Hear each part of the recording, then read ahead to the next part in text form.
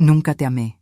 Lo dijo así, sentado en el borde de la cama, con la valija a medio cerrar y la vista clavada en el placard, como si esa frase le costara menos que mirarme a los ojos. No grité. No le pregunté desde cuándo. Me quedé parada en la puerta, con la mano apoyada en el marco, mirando a ese hombre de 53 años doblar camisas que ni siquiera eran las mejores que tenía, como si estuviera armando un bolso para un viaje de trabajo y no para irse de 20 años de vida juntos. El velador de su lado de la cama estaba encendido, tirando una luz amarilla débil sobre el cuarto que compartimos desde que compramos ese departamento. Afuera se escuchaba el ruido de una moto pasando por la calle, el ventilador de techo girando despacio, el cierre del bolso arrastrándose contra el borde metálico. Fueron esos los sonidos que quedaron guardados en mi cabeza de ese día. No un grito, no un llanto, solo el ruido común de una casa común, en medio de lo más incomún que me pasó en la vida. Recién horas después, cuando él ya se había ido, abrí una caja para guardar sus cosas sueltas, las que quedaron olvidadas en el placard, y encontré el mate de plata que me dejó mi abuelo, guardado en su funda de cuero, en el fondo de un cajón que él usaba casi como depósito. Ese mate guardaba adentro la prueba de que me había mentido 2 veces. Una vez ahora, con la valija en la mano. Y otra vez, hace 20 años, cuando me escribió todo lo que decía sentir. Me llamo Marisol. Tengo 44 años, soy abogada, vivo en Buenos Aires desde que nací y trabajo en un estudio jurídico del microcentro desde hace 18 años, subiendo escalón por escalón hasta llegar a socia junior el año pasado. Tengo una costumbre que mis colegas conocen bien. Cuando algo me preocupa de verdad, dejo de tomar café y empiezo a tomar mate, sola, en mi escritorio, aunque afuera haga un calor que no invita para nada.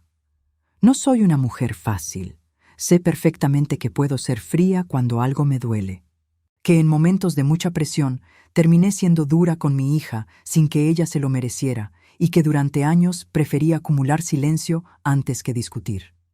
No vengo a mostrarme como una víctima perfecta, ni a repartir culpas sin mirar también mi propia parte en esta historia. Vengo a contar lo que pasó, con lo bueno y con lo que no me deja tan bien parada tampoco, porque creo que las historias completas ayudan más que las historias prolijas. A Esteban lo conocí en la facultad.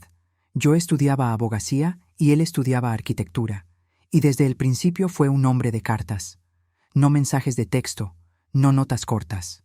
Cartas de verdad, escritas a mano, dobladas en 4, que me dejaba en la mochila sin avisar, entre apuntes de derecho civil que yo tardaba días en encontrar.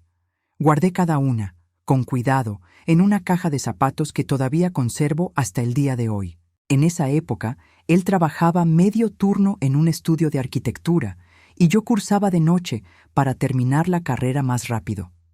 Nos casamos apenas 2 años después de recibirnos los dos en una fiesta chica en el patio de la casa de mi mamá, con empanadas que hizo mi tía y un asado que armó mi papá con el orgullo de quien entrega a la hija a alguien que, en ese momento, parecía merecerlo.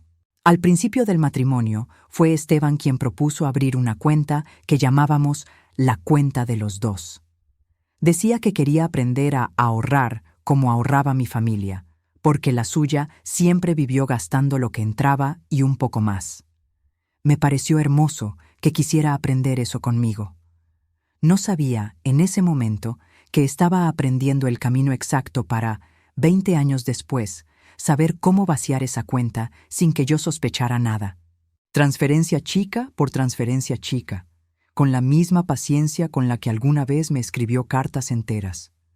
No soy una mujer que se guarda todo por elegancia. Soy una mujer que, durante 20 años, eligió creer antes que desconfiar, porque desconfiar de la persona que amás cansa más que cualquier trabajo. Usé los $15,000 de la venta de mi auto, el primero que compré con mi sueldo, para pagar la matrícula de la maestría de Esteban en Barcelona, cuando él decidió especializarse en restauración de edificios históricos. No lo pensé 2 veces. Trabajé 11 años en el estudio jurídico sin faltar un solo lunes, sosteniendo el departamento entero mientras él, según sus palabras, buscaba su vocación, entre changas y proyectos que nunca terminaban de despegar. Pagué sola, durante 5 años, 180,000 pesos por año de la obra social de mi suegra, porque Esteban decía que, en este momento, no puedo poner nada, y yo no discutía, porque para mí la familia funcionaba así. Estudié 2 años de noche para poder rendir el examen de la matrícula, embarazada de 7 meses de mi hija, yendo en colectivo porque el auto lo necesitaba él para las reuniones de obra. Y durante 7 años, ahorré 50,000 pesos por mes en la cuenta que llamábamos de los dos. Él sabía de esa cuenta. Tenía acceso a esa cuenta. Y fue justamente por eso que cuando finalmente revisé el resumen bancario completo, entendí que 4,200,000 pesos habían salido de ahí en transferencias chicas, a lo largo de 2 años, sin una palabra conmigo. Me tragué esa explicación sin masticarla cuando me dijo que era una inversión que todavía iba a dar frutos. No pregunté más. Pensé que preguntar demasiado era desconfiar demasiado, y yo no quería ser ese tipo de mujer. Hay algo que nadie te cuenta sobre este tipo de sacrificio. No pesa el día que lo haces. Pesa años después cuando miras para atrás y te das cuenta de que hiciste cuentas de hormiga toda la vida sin cobrarle intereses a nadie. No guardé los $15,000 de la venta de mi auto pensando en recibo.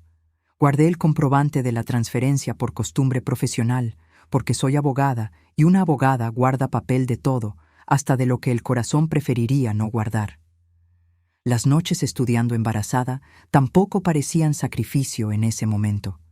Parecían simplemente lo que había que hacer. Veía a colegas de la facultad publicando fotos de vacaciones en enero mientras yo repasaba jurisprudencia en la cama, con la panza enorme, y no sentía envidia. Sentía que estaba construyendo algo sólido para mi hija, ladrillo invisible sobre ladrillo invisible.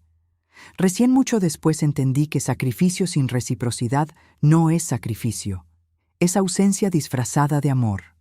Hubo años buenos en el medio de todo esto, y no quiero fingir que no los hubo, porque también son parte de la verdad. Cuando nació nuestro primer hijo, Esteban se quedó 3 noches seguidas sin dormir, cantándole desafinado para que se durmiera, y yo me acuerdo de reírme tanto de ese desafino que me dolían los puntos de la cesárea. Cuando me recibí de abogada, hizo una torta torcida, comprada y decorada por él mismo, con una velita que decía «Felicitaciones, doctora», con letra temblorosa. Cuento esto porque quiero que quede claro, no me casé con un monstruo, ni viví 20 años con un villano de telenovela. Viví con un hombre que en algún punto del camino decidió dejar de escribir cartas y empezar a escribir mentiras.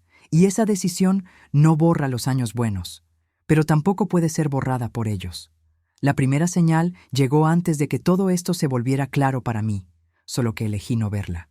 Esteban empezó a cambiar de tema cada vez que yo hablaba de hacer un planeamiento financiero para los próximos años, para la jubilación, para la reforma de la cocina. Decía, después lo vemos con calma, y prendía el televisor, o agarraba el celular, o de repente se acordaba de que tenía que llamar a alguien urgente. Lo noté, y lo dejé pasar. Hubo una noche puntual, un domingo, en que yo había armado, con la prolijidad de abogada que me sale sin querer, una planilla con los gastos de los próximos 5 años. Hipoteca, reforma, un viaje que veníamos postergando desde que los chicos eran chicos. Se la puse adelante con un orgullo un poco tonto, como quien muestra un proyecto terminado. Él la miró apenas 8 segundos, dijo, «Está bárbaro, después lo vemos con tiempo», y nunca más volvió a tocar el tema. La planilla quedó guardada en una carpeta que yo abría sola, de vez en cuando, solo para actualizar los números, como quien reza un rosario que nadie más reza con ella. No sabía esa noche que mientras yo proyectaba nuestro futuro en una planilla, él ya venía, hacía meses, desviando montos chicos para un proyecto que solo existía para él. El segundo indicio fue más difícil de ignorar, pero igual lo logré. Empezó a tener reuniones de obra que terminaban cada vez más tarde. No sospeché de otra mujer. Conocía a Esteban lo suficiente como para saber que eso no iba con su forma de ser. Lo que no sabía era que esas reuniones tenían menos que ver con arquitectura y más con un proyecto personal que nunca me había mencionado, guardado bajo 7 llaves, financiado con plata que debía ser nuestra. Un resumen bancario que cayó en mis manos por casualidad, en un sobre que él se olvidó de romper, mostraba retiros que no supe explicar. Eran montos chicos, siempre por debajo de los 100,000 pesos, siempre en cajeros de barrios que nosotros no frecuentábamos. Le pregunté directamente, en la cena, con el papel sobre la mesa entre los platos. Agarró el resumen, lo miró menos tiempo del que necesitaba para leer los números de verdad y dijo que era cosas del estudio, un adelanto, después se regulariza.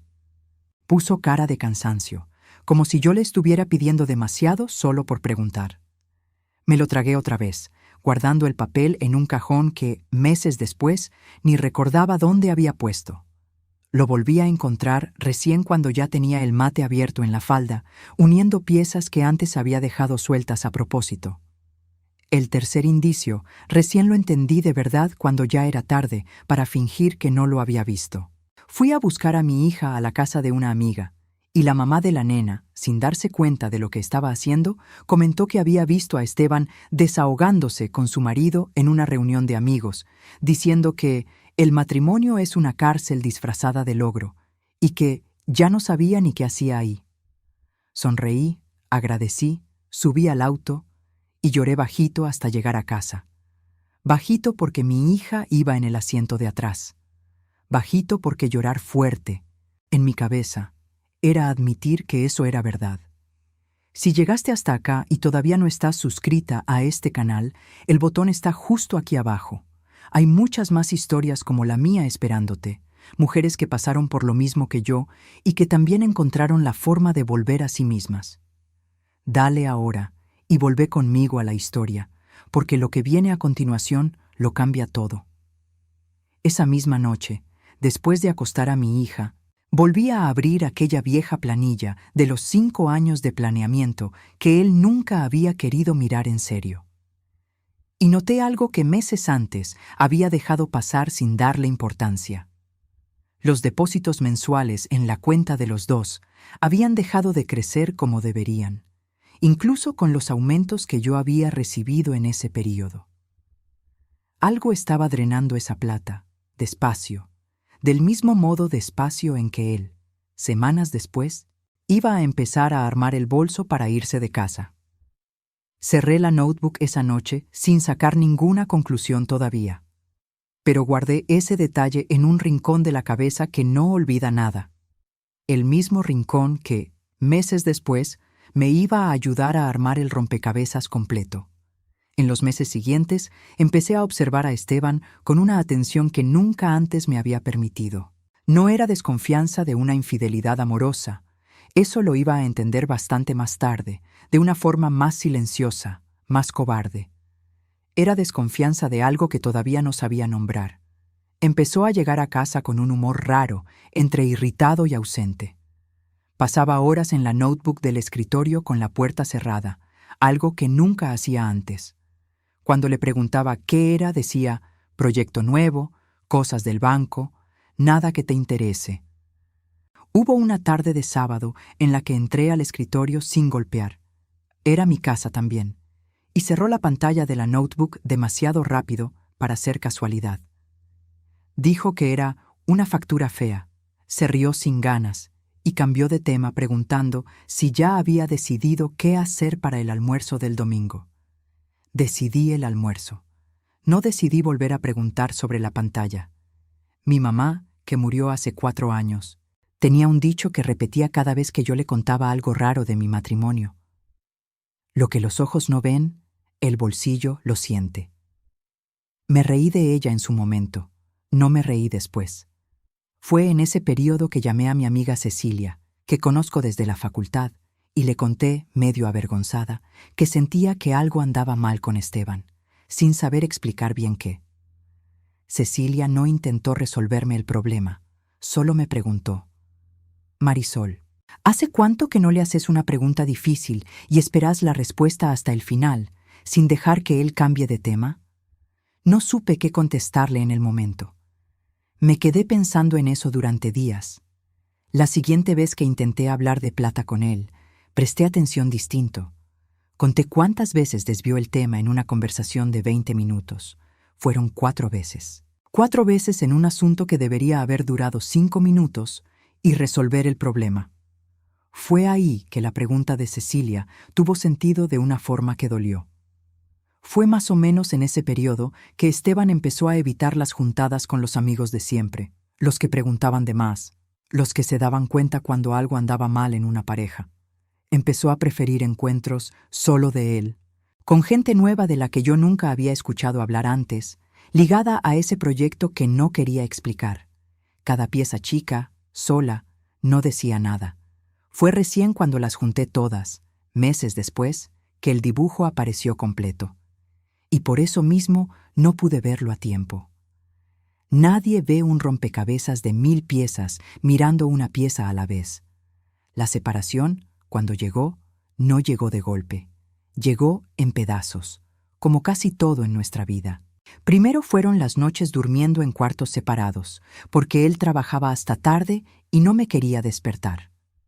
Empezó a dormir en el cuarto de huéspedes, con una frecuencia que pasó de una vez por semana a casi todos los días, siempre con una excusa nueva y cada vez más corta, como si estuviera economizando hasta en las palabras que usaba conmigo. Mi hijo, que en ese momento todavía vivía en casa, me preguntó una vez, medio incómodo, si está todo bien entre ustedes. Le dije que sí, que era solo una etapa complicada en el trabajo de papá. Le mentí a mi hijo antes de admitirme la verdad a mí misma. Eso todavía me incomoda cuando lo recuerdo. Contamos la separación juntos, sentados en el living, con la calma que 2 adultos logran fingir. Mi hijo, que ya vivía afuera por la carrera, recibió la noticia por videollamada y se quedó varios segundos en silencio antes de preguntar solamente, ¿están bien? Pregunta que, curiosamente, ninguno de los dos supo responder bien. Mi hija, más chica, lloró bajito, preguntó si iba a tener que cambiar de colegio, y le dije que no, que lo único que iba a cambiar era la dirección de papá, no su rutina. Fue una mentira a medias. Muchas cosas cambiaron después, pero era la mentira que ella necesitaba escuchar esa noche para poder dormir tranquila. Después fue él diciendo, un domingo cualquiera, tomando el mate despacio como si hablara del clima, que teníamos que hablar de separar las cosas para aclarar un poco, nada grave. Nada grave. 20 años de casamiento, 2 hijos, un departamento que ayudé a pagar con la plata de la venta de mi auto, resumidos en nada grave. Fue ese domingo que empezó a armar el bolso. Despacio, a lo largo de 2 semanas, un poco cada día, como quien no quiere que nadie note el tamaño de la decisión. Y fue el último día, con el bolso casi listo, que dijo la frase que no voy a olvidar. Nunca te amé. Me quedé parada. La mano derecha se me puso fría y la llevé hasta el pecho, como si necesitara calentar algo que no era solo la mano. No grité, no pregunté, entonces, ¿por qué te quedaste? No supliqué. Cerré la puerta del cuarto despacio y me puse a doblar una pila de ropa suya que todavía estaba sobre la cama, apilando cada prenda con un cuidado que él, en ese momento, no merecía, pero que yo necesitaba tener, porque era así como lograba seguir de pie. Quien estuviera mirando esa escena desde afuera, probablemente esperaba un grito, un llanto, un ¿cómo pudiste? Sé que era eso lo que se esperaba, porque era eso lo que yo también esperaba de mí misma. Pero lo que hice fue doblar su ropa en silencio, prenda por prenda, y dejar la pila sobre la cama para que él se la llevara. Mi lógica interna, en ese instante, era simple. Ya había llorado bajito en el auto meses antes. Ahí, delante de él, no le iba a regalar esa escena a nadie. Esteban, en realidad, pareció esperar la explosión más que yo. Se quedó parado unos segundos después de decir la frase, mirándome como quien espera el guión de siempre. El grito, la acusación, tal vez un plato roto contra la pared. Cuando vio que yo solo seguía doblando ropa, con una calma que ni yo sabía de dónde salía, Pareció, por un instante muy corto, incómodo con su propio silencio provocado. Como si la pelea que había preparado mentalmente durante semanas simplemente no hubiera pasado, y él ya no supiera qué hacer con el bolso listo en la mano. Recién después de que se fue, con el bolso al hombro y un «te llamo para coordinar lo de los chicos», que sonó más a disculpa que a plan, me puse a ordenar una caja de cartón para guardar lo que quedaba de él en casa. Cosas viejas, papeles, libros de la facultad que juntaban polvo en el estante más alto del escritorio. Fue ahí, detrás de un libro de historia de la arquitectura que él nunca más había abierto desde que se recibió, que encontré el mate. Un mate de plata, con la funda de cuero ya gastada, que mi abuelo me dejó cuando murió. Lo reconocí al instante, del mismo modo en que uno reconoce un olor de la infancia. Antes de procesar el recuerdo, el cuerpo ya reacciona. Lo agarré con las dos manos, sintiendo el peso, más liviano de lo que esperaba, lo cual ya era raro, porque un mate que guarda plata no debería pesar tan poco. Me senté en el piso del escritorio, apoyada contra el estante, con el mate en la falda, y me quedé unos segundos mirando la funda antes de animarme a abrirla. Era el mate con el que cebaba, sola, cada noche que ahorraba plata para la cuenta de los dos. 50,000 pesos por mes a lo largo de 7 años, guardados primero en efectivo hasta poder ir al banco. Esteban sabía que ese ritual existía. Me había visto varias veces cebando sola en la cocina antes de guardar el efectivo. Lo que no sabía era que él había tocado la funda y lo que ahora guardaba adentro. Abrí la funda despacio, con ese ruido seco de cuero viejo que conocía de memoria. No había plata adentro. Había cartas, 24 cartas, escritas a mano, con la letra de Esteban de hace 20 años, cuando todavía tenía esa forma de inclinar las letras hacia adelante que fue cambiando con el tiempo, volviéndose más recta, más seca, como si la letra misma hubiera dejado de creer en algo. Leí la primera sentada en el piso del escritorio, con la funda abierta en la falda. Escribía sobre el sonido de mi risa. Escribía sobre cómo no podía dormir bien las noches que discutíamos, porque pelear con vos duele más que pelear con cualquier otra persona, porque con vos, de verdad, quiero quedarme. Escribía, en una carta fechada 2 años después de casarnos, que, si algún día te digo que no te amo, no me creas, porque voy a estar mintiéndome a mí mismo antes de mentirte a vos. Leí esa frase 3 veces, despacio, como quien revisa un número en una planilla que necesita cerrar bien antes de seguir adelante. Me quedé sentada en el piso frío del escritorio durante un tiempo que no supe medir. La luz de la ventana fue cambiando despacio, de naranja a gris, y ni lo noté, con la atención clavada en ese papel amarillento. Agarré la segunda carta. Era de cuando yo estaba embarazada de nuestro primer hijo, y él escribía sobre el miedo de ser padre, pero también sobre una certeza que decía llevar más fuerte que cualquier miedo. La certeza de haber elegido a la persona correcta para atravesar eso juntos. Agarré la tercera. Era más corta, casi una nota, escrita después de una discusión tonta por dinero. Siempre el dinero, siempre esa palabra rondándonos desde el principio, en la que pedía disculpas y terminaba con una frase que memoricé sin querer. Vos sos el único lugar donde no tengo que fingir que sé lo que estoy haciendo. Agarré una cuarta, casi al fondo del montón, escrita con letra más apurada, fechada en un aniversario de casamiento, el 10º, si la memoria no me falla. Escribía sobre un viaje que planeábamos a Bariloche, cuando las cuentas aprieten menos, y terminaba diciendo que no importa cuántos aniversarios más festejemos, lo que importa es que te elijo de nuevo en cada uno. Nunca fuimos a Bariloche. Pasamos 15 aniversarios después de esa carta sin salir de Buenos Aires, siempre con la excusa de la plata apretada. La misma plata que iba a descubrir después se estaba desviando de a poco hacia otro sueño, sin mí. 24 cartas, 20 años, y una frase reciente, dicha de pie, con el bolso en la mano, tratando de borrar todo eso con 3 palabras que eligió a propósito, sabiendo exactamente lo que estaba haciendo.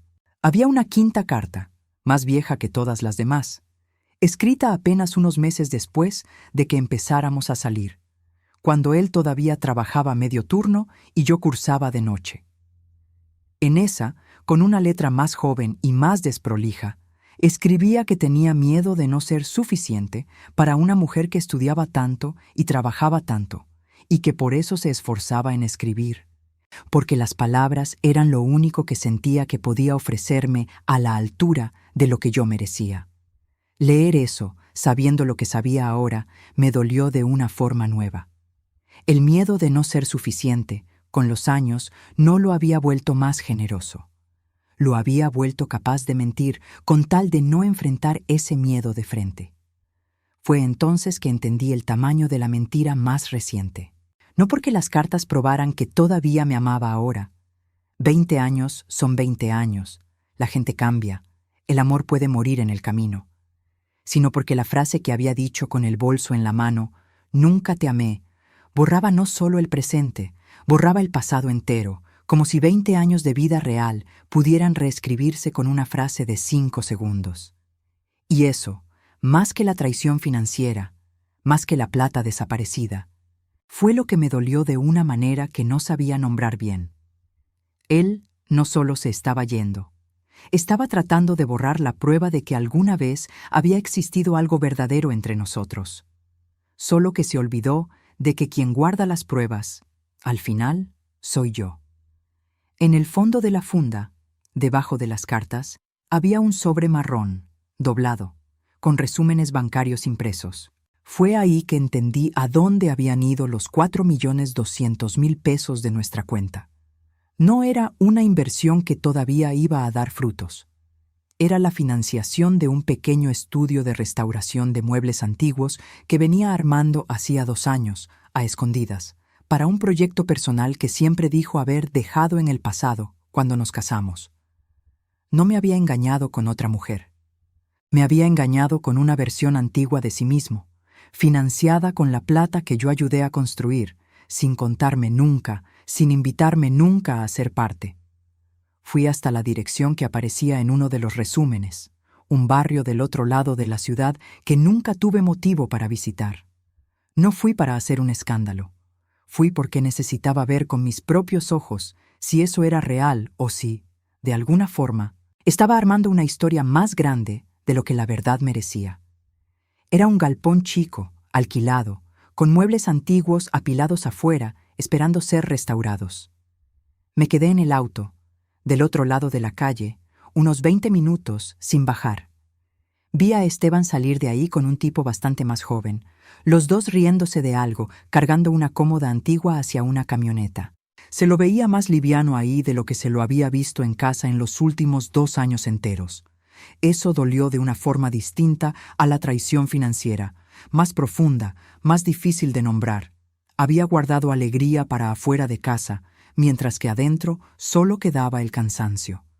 Volví al auto, arranqué y fui a buscar a mi hija al colegio, en el horario correcto, con la cara lavada y la voz normal. Ella nunca supo, ese día, el tamaño de lo que su madre acababa de descubrir. En el camino, parada en un semáforo, me encontré pensando algo raro. No sentía ganas de destruir ese galpón, ni de aparecer ahí gritando, ni de exponer a Esteban delante de los amigos en común. Sentía, sobre todo, una tristeza profunda por todos los domingos en los que dijo que estaba demasiado cansado para salir, que no tenía ganas, que prefería quedarse mirando televisión, mientras guardaba, en otra dirección, una energía entera que nunca compartió conmigo. En las semanas siguientes, cada vez que veía ese mate en el estante, sentía el estómago apretarse igual que se había apretado el día que leí la primera carta. Ya no era sorpresa. Era la confirmación, repetida, de que la persona que elegí para atravesar la vida había decidido, solo, reescribir una versión donde yo nunca había existido de verdad para él. Pero fue justamente revisitando ese dolor, una y otra vez, que empecé a separar 2 cosas que antes tenía mezcladas en la cabeza. Una cosa era el amor que sintió, o dijo sentir, Hace 20 años. Eso las cartas lo probaban. Eso nadie podía borrarlo. Otra cosa, bien distinta, era el hombre que había decidido ser ahora, dispuesto a mentir sobre su propio pasado solo para facilitar su propia salida. Ya no necesitaba su aprobación sobre lo que había pasado entre nosotros. Las cartas ya me habían dado eso. Fue un miércoles, en el estudio, en medio de una reunión aburrida sobre un expediente atrasado, que Norma, mi secretaria hace 9 años, entró a mi oficina sin golpear.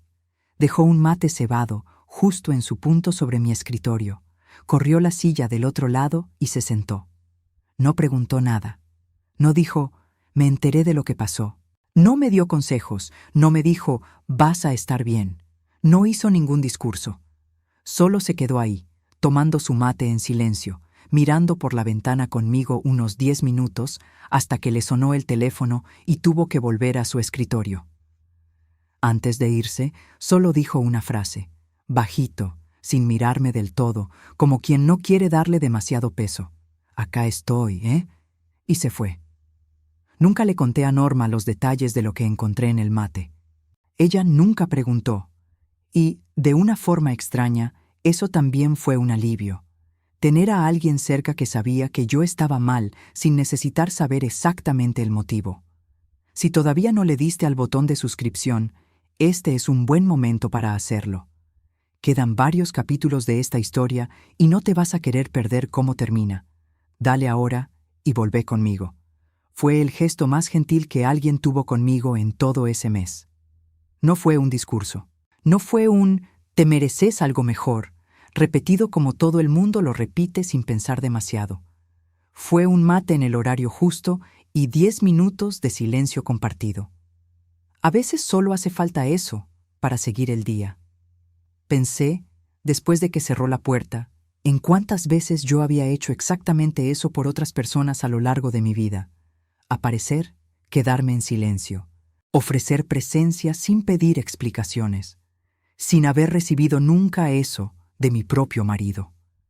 Esteban, en 20 años, nunca se había sentado simplemente a mi lado en un día malo sin intentar resolver el problema, sin dar consejo, sin convertir mi dolor en una lista de trámites pendientes. Él resolvía. Norma solo se quedaba. Y fue recién ahí, en ese gesto pequeño de alguien que ni siquiera era de mi familia, que entendí la diferencia entre alguien que te ama de verdad y alguien que solo te administra. Antes de seguir, si esta historia te está tocando algo, compartíla con una amiga que también necesita escuchar esto hoy. A veces solo hace falta saber que no sos la única atravesando un recomienzo difícil. Lo que vino después fue trabajo.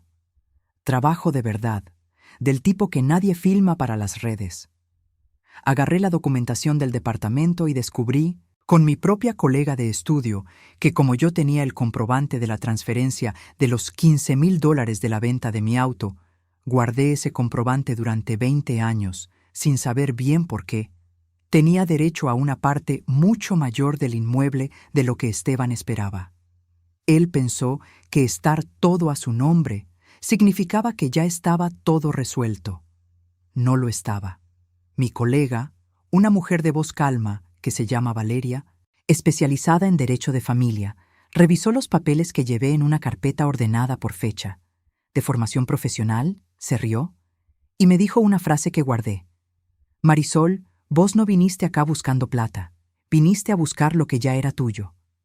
Eso me calmó de una forma que no esperaba. Hice las cuentas de los 4.200.000 pesos que habían salido de nuestra cuenta sin mi conocimiento y presenté un pedido para que eso se considerara en la partición, como un monto retirado de un bien común sin autorización. Valeria dijo que era un caso fuerte, con pruebas bancarias y todo, porque yo había guardado, sin saber que algún día lo iba a necesitar, cada resumen de los últimos 2 años en una carpeta de mail. Esteban intentó negociar por fuera, llamó diciendo que no hacía falta todo esto, podemos arreglarlo como gente grande. Le contesté que gente grande no vacía una cuenta de 7 años a escondidas para financiar un proyecto personal sin avisarle nunca a su pareja, y corté. La pericia contable, hecha por un contador designado por el juzgado, terminó revelando un detalle que ni yo sabía. Esteban había contratado, 8 meses antes de decirme que nunca me había amado, un abogado especializado en divorcios, solo para entender sus propios derechos, según el mail que la pericia recuperó. Es decir, ya venía planeando irse desde casi un año antes de decirme nada. La frase que pareció impulsiva, dicha con el bolso en la mano, había sido, en realidad, ensayada con la anticipación suficiente como para contratar un profesional. Eso, de una forma extraña, me liberó más de lo que me dolió, porque significaba que su mentira no era sobre un sentimiento que había muerto de repente. Era sobre una salida planeada, calculada, y la frase «nunca te amé» había sido elegida a propósito para hacerle más fácil el proceso de irse, no para decir la verdad sobre nosotros dos. Se lo conté a Valeria, esperando que lo usara como otro argumento en el proceso. Me dijo que sí, que lo iba a anexar, pero que lo más importante de ese descubrimiento no era jurídico, era personal. «Esto no cambia el monto que vas a recibir», me dijo, «pero cambia la historia que vas a poder contarte a vos misma después. Guarda ese detalle. Un día va a pesar más que cualquier sentencia». Tenía razón. Fue ese detalle, más que el monto final del acuerdo, lo que me ayudó a dormir tranquila en las noches en que el trámite parecía no tener fin. Antes de seguir, si esta historia te está tocando, compartila con una amiga que necesita escucharla. Y si querés seguir siendo acompañada cuando este video termine, el audiolibro Para mujeres que están cansadas de ser fuertes está en el enlace de la descripción. Es una experiencia hecha para escuchar de noche. Un capítulo antes de dormir. 30 capítulos que te van a acompañar de regreso a vos misma. El ebook también está disponible si preferís leer. Los dos están en el enlace aquí abajo. Llevó casi un año entero, entre audiencias, pericia contable y un informe bancario de 42 páginas que Valeria mandó a hacer para que todo quedara resuelto. Durante ese año, tuve que aprender a lidiar con un tipo de cansancio que ninguna facultad de derecho enseña. El cansancio de probar, número por número. Un dolor que ya era obvio para mí desde hacía mucho tiempo. Durante ese año aprendí a hacer sola cosas que siempre había compartido con él. Renovar el registro del auto, decidir el colegio de mi hija sin consultar a nadie, firmar el contrato de alquiler de un departamento nuevo, más chico, pero solo mío, provisorio, mientras el proceso no terminaba. Hubo una noche, unos 8 meses después de que todo empezara, en que casi lo llamé, no por nostalgia del hombre en el que se había convertido, por nostalgia de una versión de él que acababa de releer en una de las 24 cartas, guardadas ahora en una caja aparte, en un placard del departamento nuevo. Me quedé con el celular en la mano, su nombre en la pantalla, casi 1 minuto entero. No llamé. Guardé el celular, tomé un vaso de agua y me fui a dormir. Fue más o menos en esa época que entendí algo sobre mí misma. No soy una mujer que necesita venganza para sentirse completa de nuevo. Necesitaba, sí, que la verdad apareciera. Y apareció, número por número, resumen por resumen, hasta formar un cuadro que ningún tribunal iba a poder ignorar. Mi hija, que tenía apenas 14 años en ese momento, fue quien más me sostuvo sin saber que lo estaba haciendo. Seguía riéndose de las mismas tonterías de siempre. Seguía pidiéndome que la llevara al colegio. Seguía siendo, sin ningún esfuerzo, una razón concreta para levantarme de la cama todos los días, incluso cuando el papeleo del proceso parecía interminable. Mi hijo, desde donde estudiaba, mandaba audios casi todas las semanas, y en uno de ellos dijo una frase que anoté en un post-it y pegué en el espejo del baño. «Mamá, construiste demasiado como para dejar que alguien te convenza de que no valió nada». En ese mismo periodo, sin que yo lo pidiera, se formó a mi alrededor una red que nunca había notado que existía. Una amiga de la facultad, Cecilia, me llamaba todos los viernes solo para saber cómo estuvo la semana, sin juzgar nada. Norma seguía trayendo mate en los días más tensos, sin preguntar de más. Mi vecina del departamento nuevo, doña Rosario, jubilada, empezó a dejarme un plato de comida en la puerta cada vez que cocinaba de más, aunque yo nunca se lo hubiera pedido. Fueron esas presencias chicas, sumadas, las que me sostuvieron más que cualquier discurso motivacional lo hubiera hecho. Ninguna resolvió el proceso por mí. Ninguna escribió una demanda ni hizo una pericia contable. Pero fue el mate de Norma, el plato de doña Rosario y las llamadas de los viernes de Cecilia los que me dieron energía para seguir levantándome temprano, trabajando bien y firmando papel tras papel sin desmoronarme en el camino. Fue durante esos mismos meses, medio sin querer, que empecé a tocar una guitarra vieja que quedó olvidada en casa, comprada por Esteban años atrás y jamás usada después de que la vida adulta se llevó puesta esa rutina. Empecé apretando cuerdas por simple curiosidad, una noche de insomnio, y descubrí un placer raro en aprender acordes simples sola, sin apuro, sin nadie a quien impresionar. No me convertí en música, ni pretendo hacerlo, pero se volvió mi forma de ocupar el silencio de la casa nueva, sin dejar que ese silencio pesara. Hay una ironía en esto que no dejo de notar. Él escondió, durante 2 años, un sueño de restaurar muebles financiado a escondidas con nuestra plata. Yo, sin esconderle nada a nadie, sin gastar un peso más allá de la guitarra vieja que ya estaba parada en casa, encontré en el sonido de un acorde mal tocado una paz que él nunca me invitó a compartir. El día de la audiencia final, llegué al juzgado 20 minutos antes. Me senté en un banco del pasillo y me quedé mirando el movimiento de gente entrando y saliendo de otras salas, cada una cargando su propia historia de separación, su propia versión de «Nunca te amé», dicha de una forma distinta. Valeria se sentó a mi lado, revisó los papeles por última vez y dijo solamente: «Vos ya ganaste lo más difícil, que fue seguir de pie hasta acá. Lo demás es papel». Eso me calmó más que cualquier estrategia jurídica. El acuerdo final salió más grande de lo que esperaba. Recibí de vuelta, en valores actualizados, el equivalente a mi parte del departamento más los 4.200.000 pesos de la cuenta, en un total que superó los 9 millones de pesos. No fue venganza, fue matemática. Fue lo que siempre había sido mío, volviendo al lugar de donde nunca debió salir. Recuerdo el momento exacto en que Valeria me leyó el monto final del acuerdo por teléfono. Estaba en mi oficina, con la puerta cerrada, y anoté el número en un papel cualquiera, casi sin poder creerlo. No por la cifra en sí, sino por lo que representaba. 20 años de cuentas hechas en silencio, finalmente reconocidas por alguien más que no era yo misma. Mientras el proceso avanzaba, no dejé de trabajar.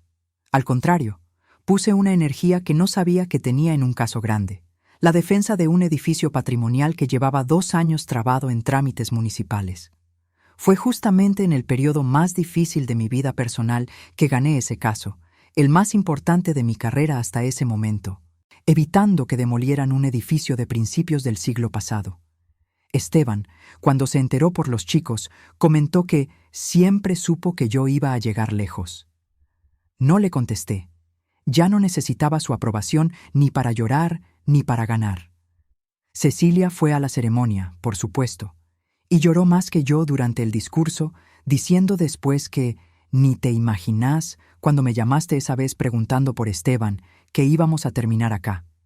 Yo tampoco me lo imaginaba, pero fue justamente esa pregunta suya, sobre hace cuánto no esperaba una respuesta hasta el final, la que plantó la primera semilla de todo lo que vino después.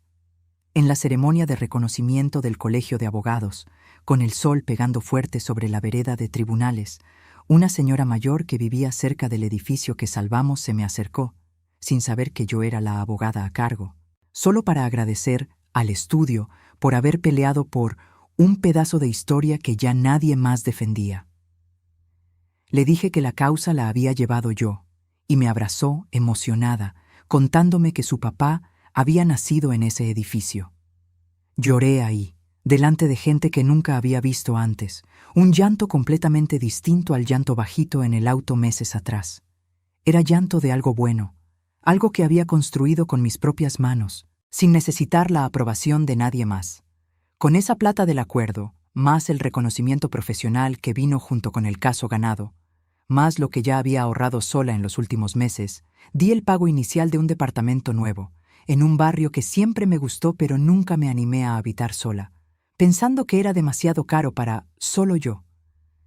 Ese departamento está a mi nombre, solo al mío. El mismo objeto que un día guardó la plata que él se llevó a escondidas, hoy guarda la prueba de que reconstruí sola lo que era mío por derecho.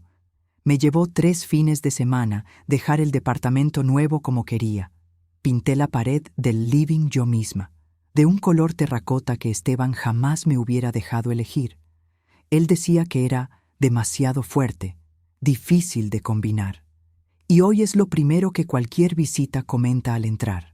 Elegí cada mueble pensando solo en lo que a mí me gustaba, sin consultar el gusto de nadie más, algo que no hacía desde antes de casarme. Compré una biblioteca nueva, de madera maciza, bien distinta a la de melamina que teníamos en el departamento anterior. Fue lo primero grande que compré sola, con plata que era solo mía, sin pedirle opinión a nadie sobre color, forma o precio. Me acuerdo de quedarme un buen rato en el local, indecisa entre 2 modelos, riéndome sola de mí misma por tardar tanto en una decisión tan chica. Décadas decidiendo junto a otra persona dejan esa marca. El cuerpo se olvida de cómo se decide solo hasta que tiene que entrenarlo de nuevo. Mi hija me ayudó a armar la biblioteca del living, y fue ella quien sugirió dejar el mate justo en el medio. Porque este mate tiene historia, mamá. No puede quedar escondido. Estuve de acuerdo. Lo dejé ahí, visible, sin vergüenza de lo que un día guardó.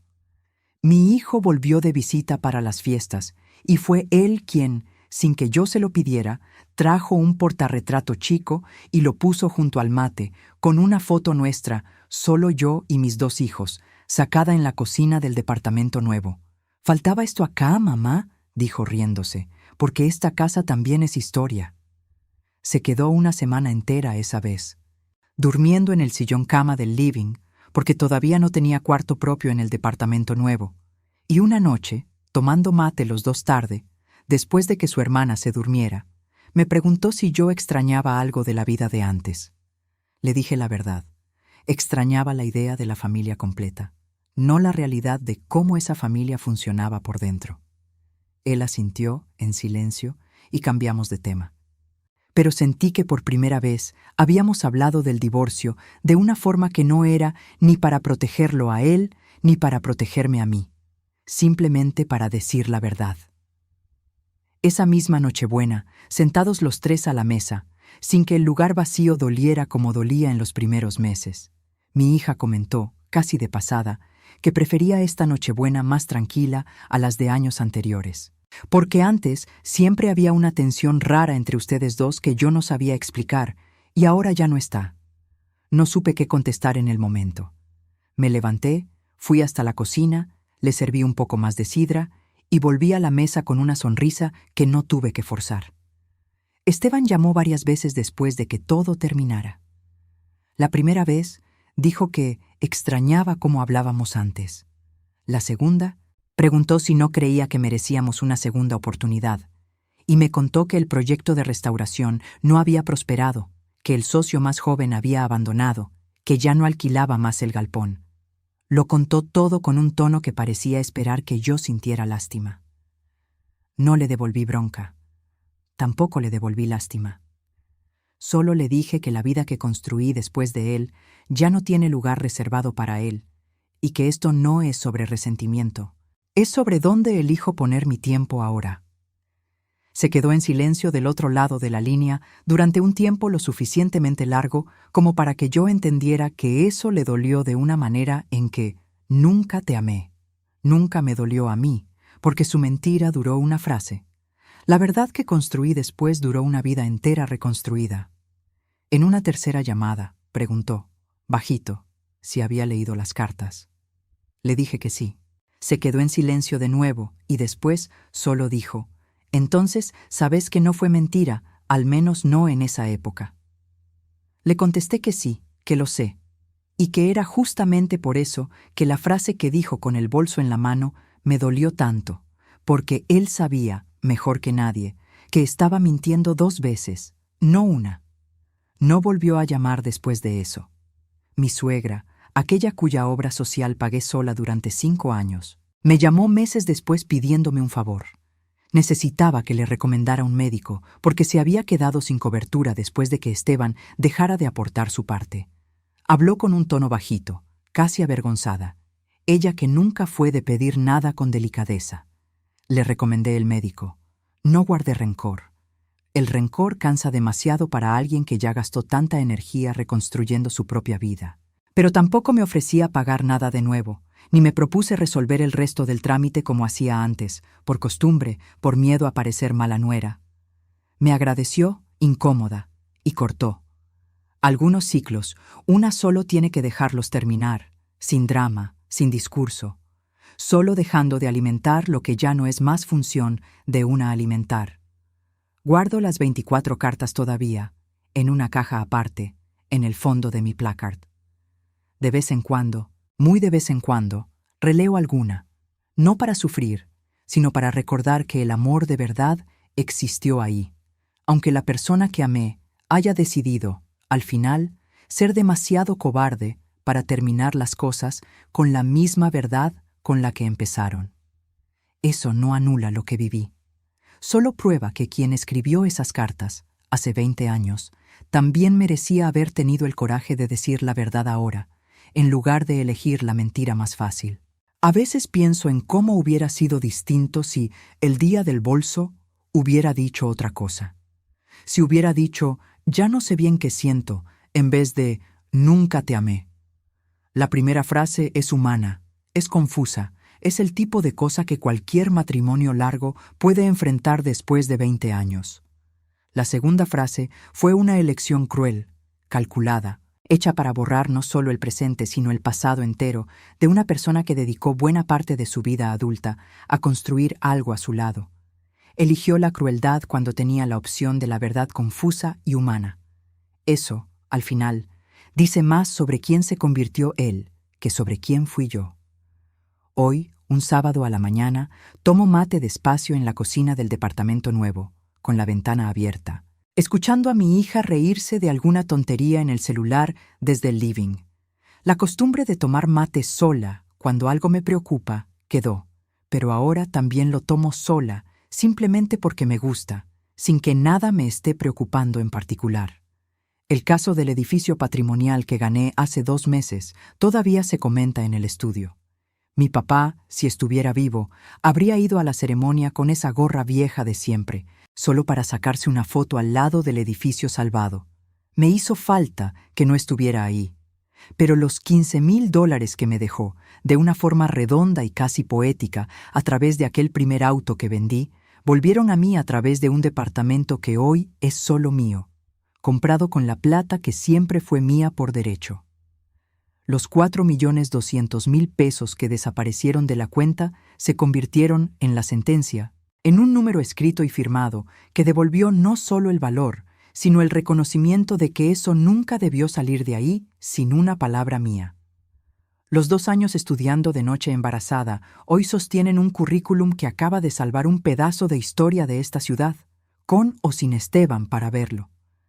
Pasé 20 años ahorrando plata en un mate pensando que estaba construyendo algo de los dos.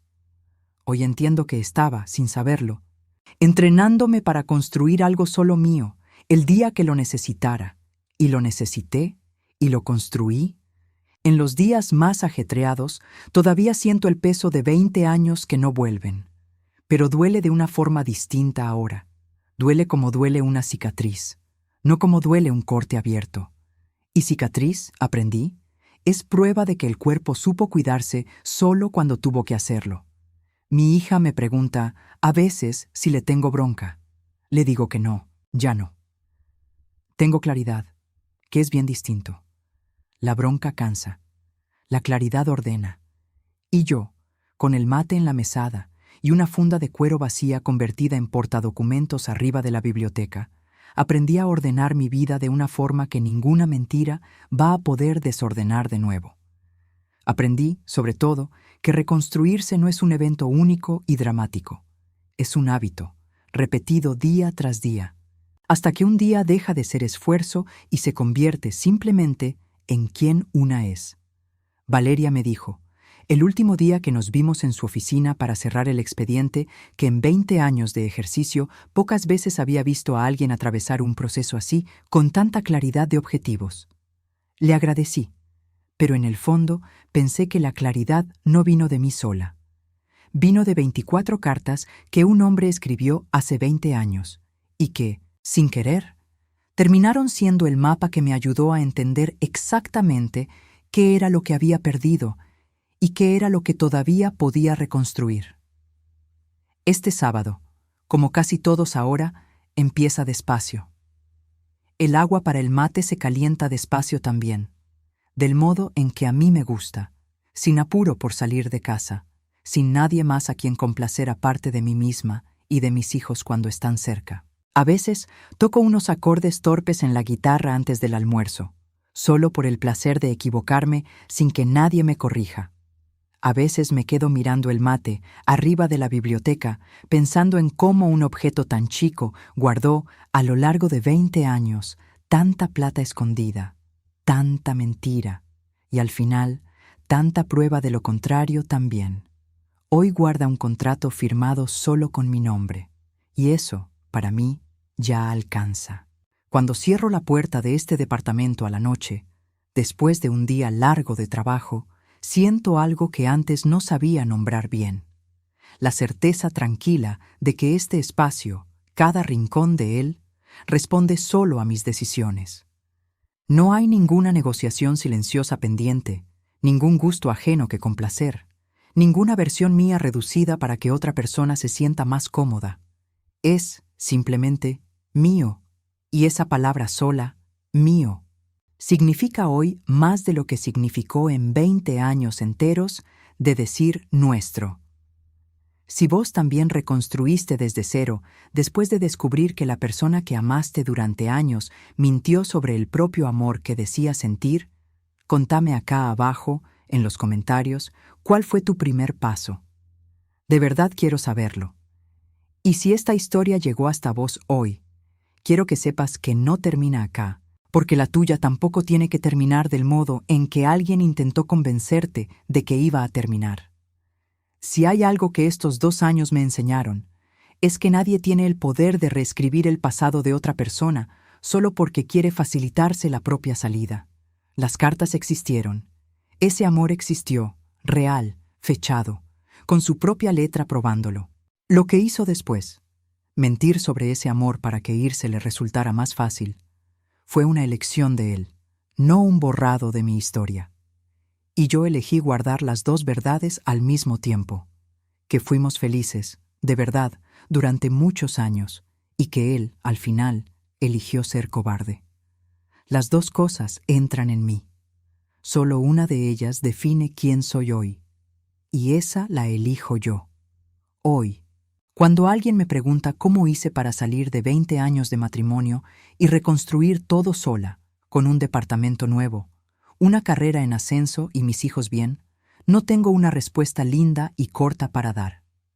La respuesta verdadera está hecha de cientos de decisiones chicas, tomadas una por una, a lo largo de meses de cansancio y papeleo y noches sin dormir bien. No hubo un momento único de quiebre. Hubo una acumulación de decisiones de seguir, una detrás de la otra, hasta que un día me di cuenta de que ya había cruzado al otro lado.